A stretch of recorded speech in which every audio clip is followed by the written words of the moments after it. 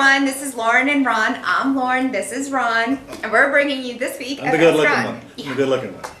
Okay. First question is pretty interesting. It's from Robert Geyer. Okay. Robert, you don't tell me where you're from, but he wants to know, whose seminar did you attend back in 1982 that started your success in real estate? That was a seminar sponsored by Robert Allen called 50 Ways to Buy Houses with Nothing Down. And that's where I met John and Greg Rice, the world's smallest living twins, 2'8". They were in the room that day. They weren't really in the audience. They were there to help teach. That was in 1982. Bob Allen wasn't there, but that was the beginning. I came out of there and did my first deal, made $3 grand within 3 weeks. Didn't have a clue what I was doing. Missed most of the stuff, but picked up one technique, and that's all it took. What did you do with the $3,000? I spent it like now. Cashed the check and it was gone. It's a good story. Yeah. Okay, next one comes from Michael Martino from Chicago. Hey, Michael. Hey, Ron. Now, Michael, you better get over to Bob Chin's and eat if you haven't. That's Bob Oh, yeah. Chin's. That's up in, what's the name of that city? Up in, oh, I don't know, where we did an event one time. Huge restaurant. Google. Yeah, you probably know about it if you live in Chicago. He says, you had mentioned that when trying to do an axe deal, Yeah. you're looking for the seller to have a good payment as means of easily attracting a tenant buyer to assign to. Yep. Does the specific mortgage that the seller has, if adjustable versus fixed, affect whether or not it can be an axe deal? No. If it's an adjustable versus fixed, well, frankly, anytime you assign a contract to a tenant buyer, you should put in there that the rent payment that the tenant buyer is going to make equals the payment that the underlying seller is making. So that's going to automatically take care of it if the adjustable rate mortgage goes up. However, you certainly must inform the buyer, or your attorney must inform them, that the payment could go up because it's adjustable, and make them sign off that they're aware of it. Okay. Next comes from Denise Rush from, I think she's from Raleigh. Okay? What if a buyer purchases on a lease purchase or take a house subject to, and the seller later files bankruptcy? Okay? Will the bank call the loan due? All right. Now, two big differences there. If I take a house subject to, and the seller files bankruptcy, I own the house, deed is transferred, and the bank won't call the loan due if somebody's making payments on it. They could, of course they could, if I take a subject to anyway, they won't. I still have my rights, and this is something you would have to approach your attorney if and when it ever became a reality. On lease purchase now, if I lease purchase the property and then the seller files bankruptcy, that does not negate my right to buy it. However, if the seller defaults on that mortgage, then I, the tenant buyer, am going to have a problem because my only recourse is to go after the seller. And of course, if they're in bankruptcy, that's kind of a dead end. So, you know, that's the risk you take when you lease option a house, and that's the risk your tenant buyers take as well. The only other way around it is if you force the seller to deed the property to a land trust. But, well, even that won't work on a bankruptcy because the underlying mortgage is still there. So that's just part of the game. It's going to be rare that it ever happens. Very, very rare. But don't assume that the tenant is just out or the buyer is just out because the seller files bankruptcy. You have rights as a tenant buyer as represented by your agreement and state law where you're at. Okay.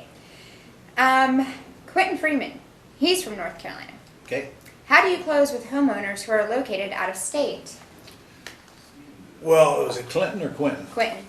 Quentin, there's this thing called the internet, and it's this cool device where they send messages back and forth through space.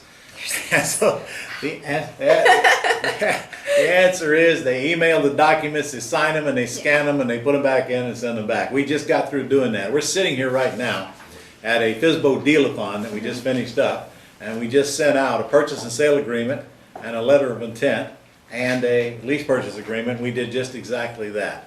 And in fact, I'm sitting over here looking at Vilma, who is cleaning up her mess, and I want you to meet here in just a minute, her and her husband, who got a killer deal. At least we did it orally, we haven't got it under contract yet. Killer deal during the FSBO deal-a-thon on a high-end house down in Tampa. Cool. Okay. This comes from David Dewart from Indiana. He says, David?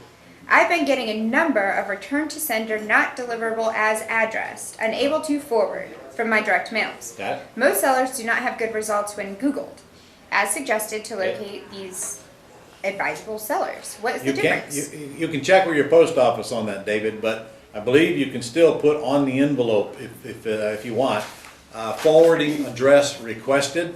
And if the 6 month has expired, the post office used to go ahead and send you that, but in order for you to get it back, they charge you some pennies to do it. I don't remember what the amount was. Check and see if they still do it. They may or may not with the financial crunch that they're in. But if the post office doesn't have the forwarding address and they can't get it for you, then you have no choice but to do everything you can online to find them. And if you can't find them, you can't find them. However, you should always leave a flyer at the house in case they come back. And if you really like the prospect and you think there's a real good reason, you can always hire a private investigator to find them. No, there's nobody that can't be found. Nobody. There's no way to hide in this country today. But yeah, that means you'd have to spend a little money to find, not a lot. A private investigator could probably find this person with a database that they have that you don't, probably in 10 minutes sitting at home in their pajamas. Okay. Last one comes from Richard Hewitt from Michigan. Richard? He says, I was on the phone the other day with the seller and I stumbled when the seller said, why don't I just sell it on a land contract? I stuttered and stammered and said, you could, I guess. Boy, did I sound professional. What is the advantage of the seller in selling to me with acts as opposed to the owner just selling on a land contract? Well, Richard, you could have bought it on a land contract if you wanted to. You could have just said, well, okay, then why don't you sell it to me on a land contract? Now, if your question is, what do I say if the owner says, why don't I just do that? Why don't I go collect the down payment? That's probably because you're talking too much. But sometimes you will lose deals to people who would rather go do it themselves and nothing you can do about it. Some people want to just let it go to foreclosure. Some people want to do it themselves. Some people just want to live in it and wait it out. But if it's over leveraged, if there's more owed on it than it's worth, you'll almost never get that comment out of a seller. They're just so glad you came into their life to do anything. You don't get that. But in Michigan and Ohio, land contracts are so common, you may elect to go ahead and buy it on a land contract. Just don't get yourself in a position where you're making promises you can't keep. So if you bought it on a land contract, it'd have to be clearly stated in there that the payments don't start until you install someone in the house as a tenant buyer, or if you sell it on a land contract. I don't know if that made any sense to you or not, but... But rewind and hear it again and it will. Just for the record, there's no way you're going to get good at this conversation stuff till you first get bad, and then you keep practicing until you get gooder. And then one day you wake up and everybody's wondering, well, how do you get so good? Gotta first be bad, man. You gotta first suck. That's how you get good. You know, like her. Oh yeah. Yeah. I've had plenty of mistakes. Yeah. All right. Okay, well that wraps it up for this week. Well, that's good. Okay.